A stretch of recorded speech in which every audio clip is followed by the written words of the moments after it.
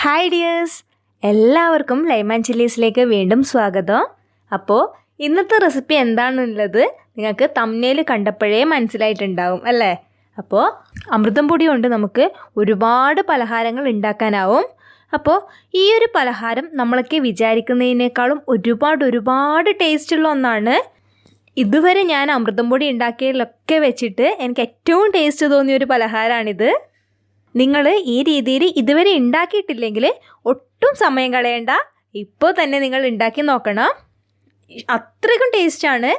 അപ്പോൾ ഇങ്ങനെ ഉണ്ടാക്കിയാൽ കുട്ടികളും നല്ല ഇഷ്ടത്തോടെ പിന്നെയും ചോദിച്ച് വാങ്ങി കഴിക്കും. അപ്പോൾ എന്തായിട്ടും ട്രൈ ചെയ്ത് നോക്കണം.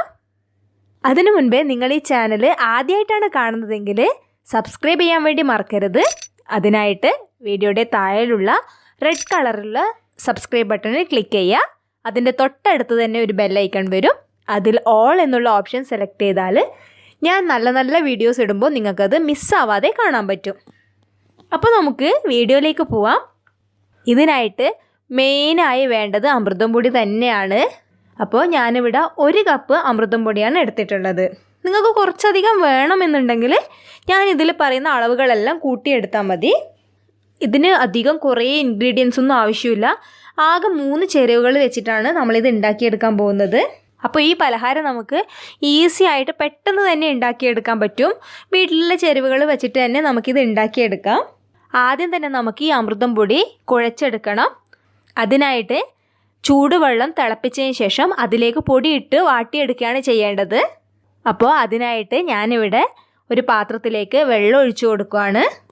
1/2 കപ്പ് വെള്ളമാണ് ഒഴിക്കുന്നത്. അതായത് 1 കപ്പ് അമൃതം പൊടിയാണ് ഞാനിവിടെ എടുത്തിട്ടുള്ളത്. അതിന് 1/2 കപ്പ് വെള്ളം, നേർപകുതി അളവാണ് എടുത്തിട്ടുള്ളത് വെള്ളം. ഈ ഒരു കപ്പിൽ തന്നെ അളന്നെടുക്കണം എന്നൊന്നുമില്ല. നിങ്ങൾക്ക് ഗ്ലാസ് ആണെങ്കിലോ ഏത് പാത്രം വേണമെങ്കിലും എടുക്കാം ഇതിന് വേണ്ടിയിട്ട്. പക്ഷേ ശ്രദ്ധിക്കേണ്ട കാര്യം എന്താ വെച്ചാൽ ഏത് പാത്രമാണോ എടുക്കുന്നത് അതിൻ്റെ 1 കപ്പ് അളവിന് 1/2 കപ്പ് വെള്ളം, അതാണ് കണക്ക്. ഈ വെള്ളം ജസ്റ്റ് ഒന്ന് തിളച്ച് വരുമ്പോൾ തന്നെ നമുക്കിതിലേക്ക് ആവശ്യത്തിന് ഉപ്പ് ചേർക്കണം. ഇതിൻ്റെ കൂടെ തന്നെ 1 ടേബിൾ സ്പൂൺ എള്ള് കൂടെ ചേർത്ത് കൊടുക്കണം. എള്ള് വീട്ടിലുണ്ടെന്നുണ്ടെങ്കിൽ ചേർത്ത് കൊടുക്കാം. എള്ളില്ലെങ്കിലും കുഴപ്പമൊന്നുമില്ല, ടേസ്റ്റ് ഉണ്ടാവും. അപ്പോൾ ഞാനിവിടെ എൻ്റെ അടുത്ത് എള്ള് ഉള്ളതുകൊണ്ട് ചേർത്തുന്നേ ഉള്ളൂ. ഇനി നമുക്ക് നേരത്തെ അളന്ന് വെച്ചിരിക്കുന്ന അമൃതം പൊടി ഇട്ട് കൊടുക്കാം. എന്നിട്ടിത് നന്നായിട്ട് മിക്സാക്കി എടുക്കണം. എല്ലാ സൈഡിലും വെള്ളം എത്തുന്ന രീതിയിൽ തന്നെ നമ്മളിത് മിക്സാക്കി എടുക്കണം. വെള്ളം തിളച്ച ഉടനെ തന്നെ ഇത് ലോ ഫ്ലെയിമിൽ വെച്ചിട്ട് ഒന്ന് പൊടി വാട്ടിയെടുക്കുകയാണ് നല്ലത്. ഇതുപോലെ നന്നായി മിക്സായി വന്നാൽ നമുക്ക് ഗ്യാസ് സ്റ്റവ് ഓഫ് ചെയ്യാം. എന്നിട്ടിത് ഈ ചൂടോടെ തന്നെ വേറൊരു പാത്രത്തിലേക്ക് മാറ്റി കൊടുക്കണം. ഇതിൻ്റെ ചൂട് കുറച്ചൊന്ന് കുറഞ്ഞു കഴിഞ്ഞാൽ നമുക്ക് കൈ വെച്ച് തൊടാം എന്നൊരു പരുവത്തിലായാൽ നമുക്കിത് നന്നായിട്ട് കുഴച്ചെടുക്കണം. നല്ലവണ്ണം തണുത്ത് വരരുത്, ഇളം ചൂടോടെ തന്നെ നമ്മളിത് കുഴച്ചെടുക്കണം. അപ്പോൾ നല്ല ചൂട് തോന്നുന്നുണ്ടെങ്കിൽ കുറച്ച് പച്ചവെള്ളത്തിൽ കൈ മുക്കിയതിന് ശേഷം നമുക്കിത് കുഴച്ചെടുക്കാം. അങ്ങനെയാകുമ്പോൾ നമുക്ക് പെട്ടെന്ന് തന്നെ കുഴച്ചെടുക്കാൻ വേണ്ടി പറ്റും. അപ്പോൾ അധികം വെള്ളം ആവരുത്, ഇത് കട്ടിയുള്ള മാവാണ് വേണ്ടത് നമുക്ക്. അപ്പോൾ നന്നായിട്ട് തന്നെ കുഴച്ചെടുക്കണം. ഈ അമൃതം പൊടി കുറച്ച് മധുരം ഉള്ളത് കൊണ്ട് തന്നെ ഇതുപോലെ പലഹാരങ്ങളെല്ലാം ഉണ്ടാക്കിയാൽ നല്ല ടേസ്റ്റ് ഉണ്ടാവും. പിന്നെ നമുക്കിത് എളുപ്പത്തിൽ ഉണ്ടാക്കുകയും ചെയ്യാം. അപ്പോൾ ഇനി നമുക്ക് ഇത് ഈ പരുവത്തിൽ നന്നായി കുഴച്ചെടുത്തു കഴിഞ്ഞാൽ ഇതിലേക്ക് കുറച്ച് എണ്ണ ആക്കി കൊടുക്കാം. എന്നിട്ടിത് നന്നായിട്ട് കുഴച്ചെടുക്കണം. അധികം വെള്ളം ആവരുത്, ഈ ഒരു കട്ടിയിൽ തന്നെ നിങ്ങൾ കുഴച്ചെടുക്കാൻ വേണ്ടി ശ്രദ്ധിക്കണം. അപ്പോൾ ഈ അമൃതം പൊടി ഞാനിവിടെ നന്നായിട്ട് കുഴച്ച് വെച്ചിട്ടുണ്ട്. ഇനി നമുക്കിത് ഷേപ്പ് ചെയ്തെടുക്കണം. ഇനി ഇത് ഷേപ്പ് ചെയ്ത് വെക്കാൻ വേണ്ടിയിട്ട് ഒരു പാത്രത്തിൽ എണ്ണ തടവി കൊടുക്കണം. അങ്ങനെ ആകുമ്പോൾ നമുക്കിത് പെട്ടെന്ന് തന്നെ ഇതിൽ നിന്ന് പാത്രത്തിൽ നിന്ന് ഒട്ടും ഒട്ടിപ്പിടിക്കാതെ വേഗം നമുക്ക് എടുക്കാൻ വേണ്ടി കഴിയും. അതിനായിട്ട് ഞാനിപ്പോൾ ഉപയോഗിക്കുന്നത് നൂൽപ്പിട്ടൊക്കെ ഉണ്ടാക്കുന്നില്ലേ, ആ ഒരു അച്ചാണ്. അതിൽ നൂൽപ്പിട്ട് ഉണ്ടാക്കുന്ന അതല്ല, ഇതുപോലെ നീളത്തിൽ വരുന്ന ആ ഒരു അച്ച് വെച്ചിട്ടാണ് ഞാനിത് ഉണ്ടാക്കിയെടുക്കാൻ പോകുന്നത്.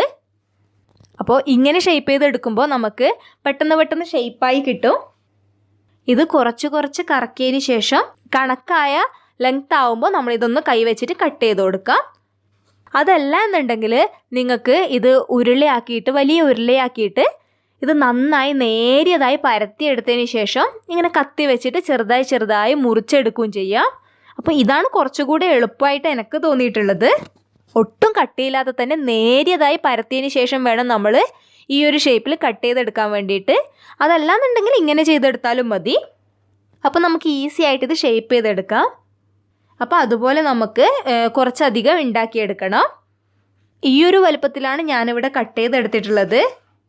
മാവ് കുഴയ്ക്കുമ്പോൾ അധികം വെള്ളം ചേർക്കാത്തതുകൊണ്ട് തന്നെ ഇത് ഒട്ടും കയ്യിലൊന്നും ഒട്ടിപ്പിടിക്കുന്നേ ഇല്ല. നമുക്ക് പെട്ടെന്ന് തന്നെ പാത്രത്തിൽ നിന്ന് എടുക്കാനും അതുപോലെ അത് എണ്ണയിലേക്ക് ഇട്ട് കൊടുക്കാനൊക്കെ കഴിയും. അപ്പോൾ ഞാനിവിടെ ഒരുവിധമെല്ലാം ഷേപ്പാക്കി എടുത്തിട്ടുണ്ട്. ഇനി നമുക്കിത് ഫ്രൈ ചെയ്തെടുക്കണം. അതിനായിട്ട് എണ്ണ നന്നായി ചൂടായി വരണം. ഇനി നമുക്ക് ഈ എണ്ണ ചൂടായോ എന്ന് നോക്കാം. അതിനായിട്ട് മാവിൽ നിന്നും കുറച്ച് ഒന്ന് എണ്ണയിലേക്ക് ഇട്ട് കൊടുക്കാം. അപ്പോൾ ഇത് നന്നായി പതഞ്ഞ് വരുന്നുണ്ട്. നമ്മുടെ എണ്ണ നന്നായി തിളച്ച് വന്നിട്ടുണ്ട്.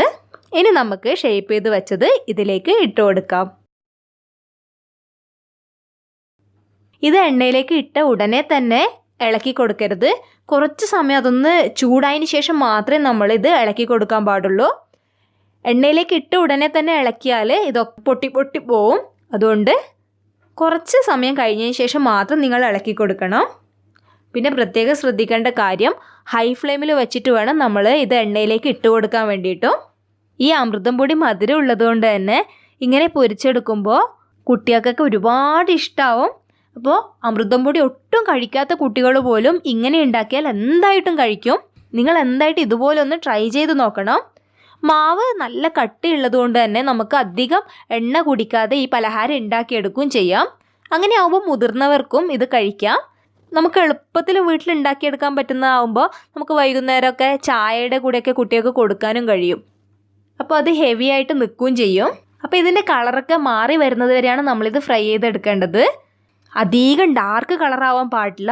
ഈ ഒരു കളറായാൽ തന്നെ നമുക്ക് ഇത് എണ്ണയിൽ നിന്നും മാറ്റാം. അധികം കരിഞ്ഞു പോവാതെ പ്രത്യേകം ശ്രദ്ധിക്കണം. അടിപൊളി ടേസ്റ്റിലൊരു അമൃതം പൊടി കൊണ്ടുള്ള പലഹാരമാണിത്.